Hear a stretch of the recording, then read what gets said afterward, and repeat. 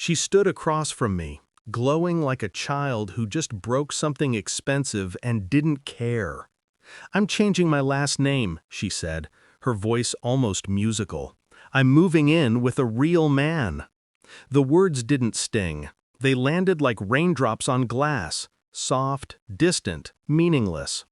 I watched her twirl the pen between her fingers, waiting for me to react. Instead, I smiled. "Then, let me co-sign," I said calmly. Her brows lifted. "You'd really do that?" "Of course," I replied. "If you're leaving, you should do it right." She signed the papers, the name change, the transfer, the Declaration of Independence she'd always fantasized about. I watched her flourish her new signature, proud and oblivious. And I signed beneath hers, quiet, deliberate, sealing her fate with a single stroke of ink. She thought I'd given her freedom. I'd just given her an erasure.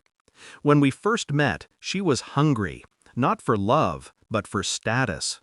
She liked that I came from a respected family, that my name, my father's name, opened doors.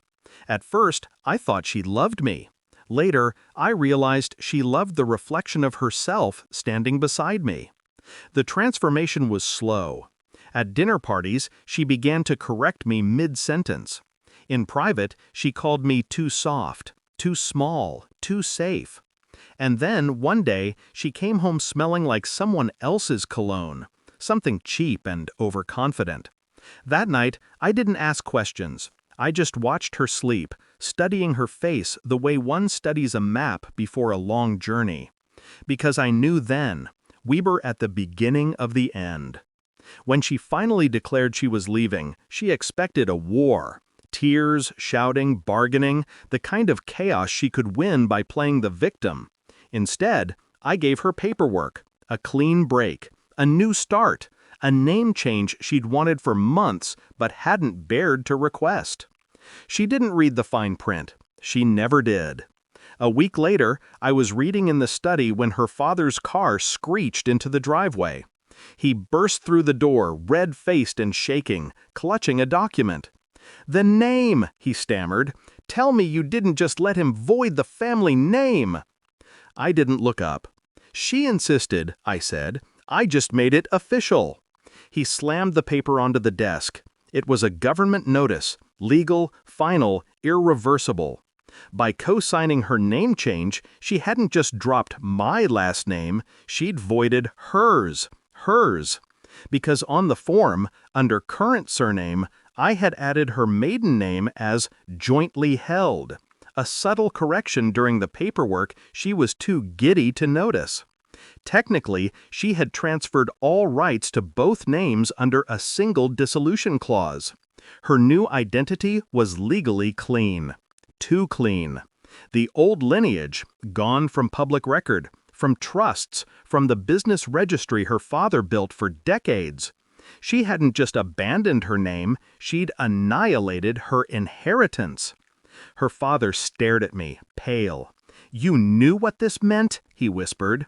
"I did," I said. "And you let her?" "She wanted a new life," I interrupted. "I gave her one."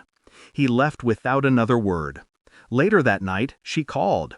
Her voice trembled, unrecognizable. "What did you do?" she hissed. "Dad's furious. He said You signed it," I said. "Remember? I co-signed." She started crying. "I didn't mean to." "But you did," I said softly. "You wanted to be free.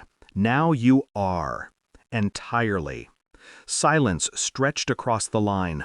I could almost hear her realizing the weight of it. That the family money, the company shares, the name that opened doors, all belonged to no one now. Her lover couldn't fix that. Her father wouldn't. Freedom, after all, has a price. A month later, I ran into her outside a cafe. She looked different, smaller somehow. Her new man wasn't with her. She was filling out a job application, for the first time in her life. When she saw me, her lips parted like she wanted to speak, but nothing came out. I just nodded and walked past.